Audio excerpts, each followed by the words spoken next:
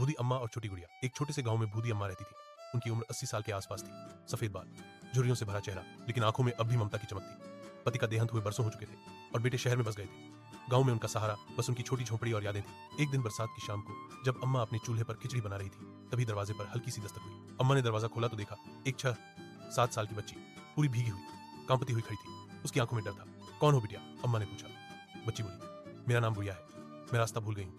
अम्मा ने बिना कुछ पूछे उसे अंदर बुलाया, सूखे कपड़े पहनाए, आंच के पास बिठाया और गर्म खिचड़ी का कटोरा दे दिया। गुड़िया खाते खाते मुस्कुरा दी। अम्मा बोली, अब डर मत, जब तक तेरा घर न मिले तू यहीं रहेगी। अगले कुछ दिन गुड़िया अम्मा के साथ रही। कभी बकरियों को चारा देती, कभी आंगन में फूल तोड़ती। अम्मा के घर में जैसे फिर से रौनक लौट आई। लेकिन एक दिन गांव के कुछ लोग आए।